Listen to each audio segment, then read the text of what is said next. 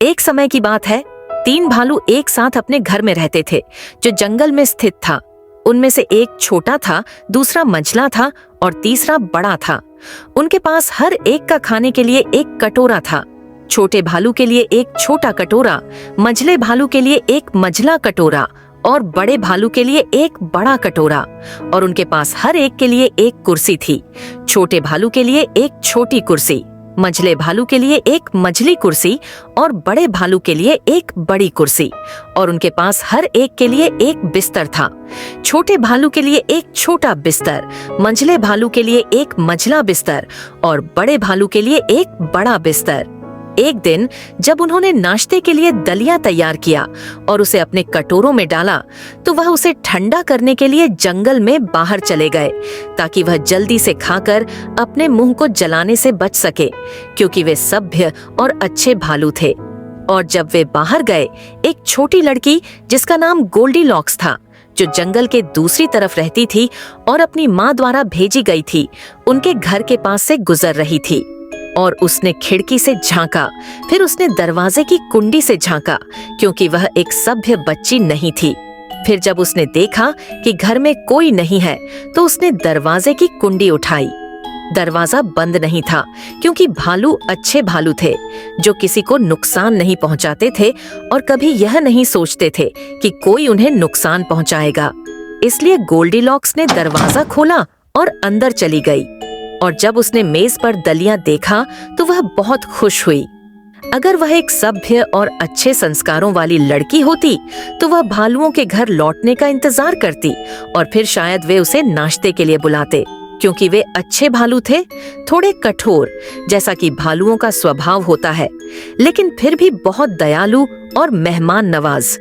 लेकिन वह एक डीठ और बदतमीज लड़की थी, इसलिए उसने खुद ही खाने का फैसला कर लिया। सबसे पहले उसने बड़े भालू का दलिया चखा, लेकिन वह उसके लिए बहुत गर्म था। फिर उसने मंझले भालू का दलिया चखा, लेकिन वह उसके लिए बहुत ठंडा था। और फिर वह छोटे भालू के दलिया की ओर गई, उसे चखा, और वह न तो ज्यादा गर्म था न ज्यादा ठंडा, बल्कि बिल्कुल सही था।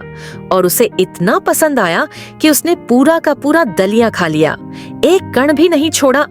फिर गोल्डीलॉक्स, जो थक गई थी क्योंकि वह अपना काम करने के बजाय तितलियां पकड़ रही थी, बड़े भालू की कुर्सी पर बैठी, लेकिन वह उसके लिए बहुत कठोर थी। फिर वह मंझले भालू की कुर्सी पर बैठी, लेकिन वह उसके लिए बहुत नरम थी। लेकिन जब वह छोटे भालू की कुर्सी पर बैठी तो वह न ज्यादा कठोर थी न ज्यादा नरम, बल्कि बिल्कुल सही थी। तो वह आराम से उसमें बैठ गई और वहीं बैठी रही जब तक कि कुर्सी का निचला हिस्सा टूट नहीं गया और वह धप से जमीन पर गिर गई।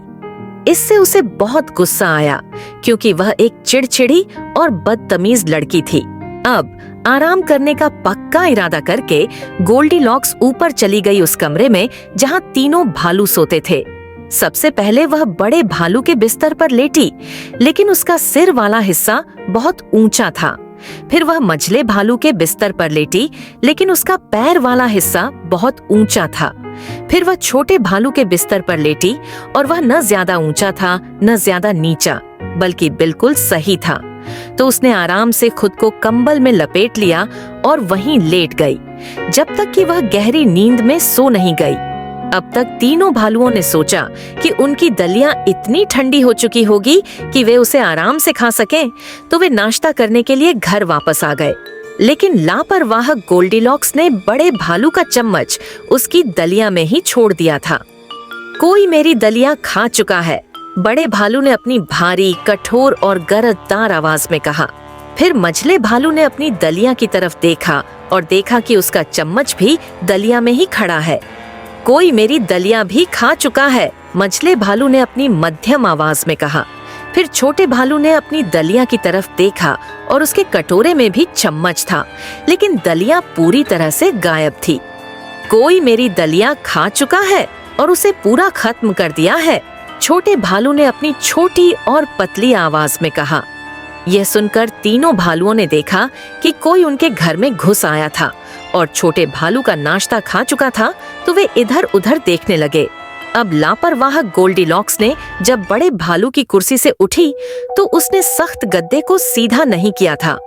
कोई मेरी कुर्सी पर बैठ चुका है, बड़े भालू ने अपनी भारी, कठोर और गरजदार आवाज में कहा, और लापरवाह गोल्डीलॉक्स ने मझले भालू के नरम गद्दे को दबा दिया था।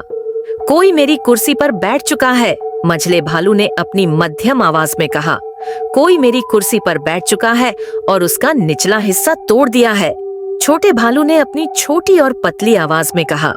छोटे भालू ने अपनी छोटी और पतली आवाज में कहा।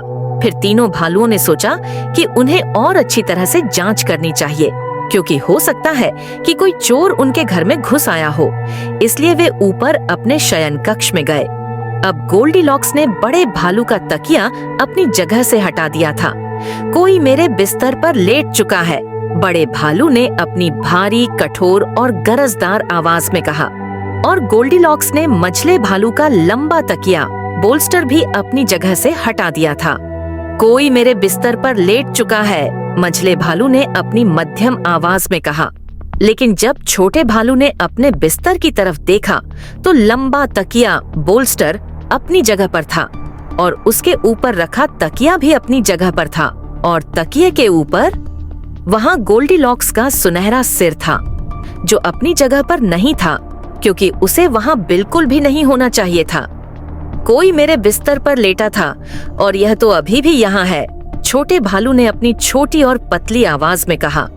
अब गोल्डीलॉक्स ने अपनी नींद में बड़े भालू की भारी, कठोर और गरजदार आवाज सुनी, मगर वह इतनी गहरी नींद में थी कि उसे यह आवाज हवा के शोर या बादलों की गरज जैसी लगी।